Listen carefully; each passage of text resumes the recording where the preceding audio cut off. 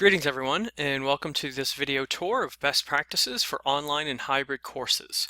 So what I want to do in this video is just kind of walk you through some of the things within the course just so you get a sense of where they are, and while you may not need them now, at some point over the next 6.5 weeks you may find yourself thinking, oh, where is that? And now you will hopefully know.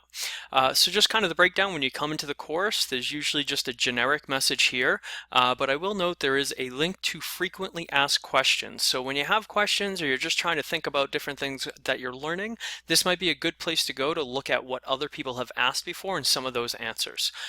You also notice there's a news forum, and this news forum will also be seen over here on the right hand side, the most latest announcements, and that's largely how I'll be using them, just kind of giving you a heads up about what's going on, what we just finished, what we're getting into, any kind of wrap up, any kind of important changes that you need to keep ahead of.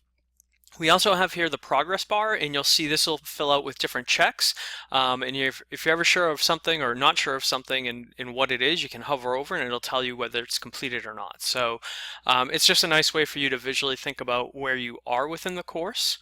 Over on the right, I have this news feed. This is just going to regularly populate with different articles, different pieces of information from several different websites. So it might be interesting to occasionally take a look at what's being written about and published about on the web about instructional design and teaching and learning online.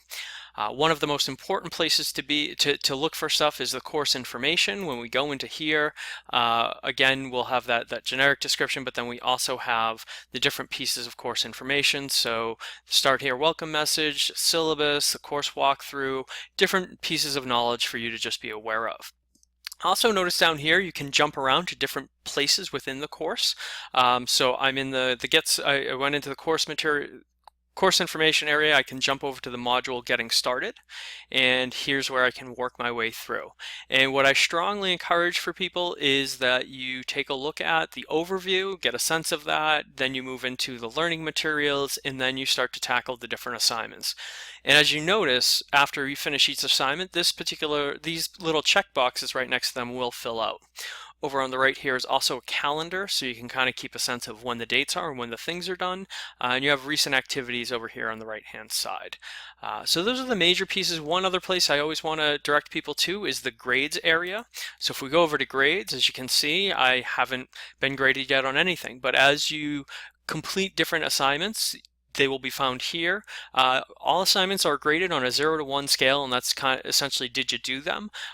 And where that becomes really helpful is it's not necessarily in the grading, but in the feedback. That with many assignments, I'll be giving you feedback, and this is where you can go. You can click on any of them, and then you'll be brought to the actual assignment, and you'll see the actual feedback. So that's the course in a nutshell. It's pretty simple, pretty laid out, but just make sure you're aware of things. One other thing I'll mention here or two things rather, is questions.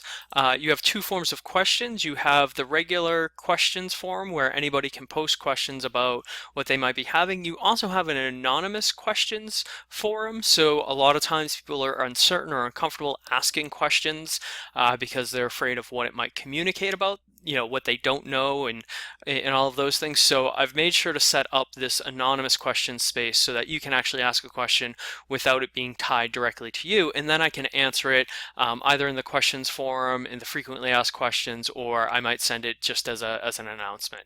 And then the other place to just be aware of is the additional resources and examples. And here you have 3 different types of resources. You have examples. So this is a really great folder of different examples of things that you'll be building in this course made by other faculty. So that's always a really nice piece, is to see how other faculty have done it. You also have resources, which is basically different documents that I've shared within this course that help you build your course, can be found here. And links, just links to really great places of information and research around the work that we do. So hopefully that gives you a good sense of where everything is and how to kind of get to it. If you have questions, by all means, shoot me an email or post them in the questions forum. All right, thank you very much.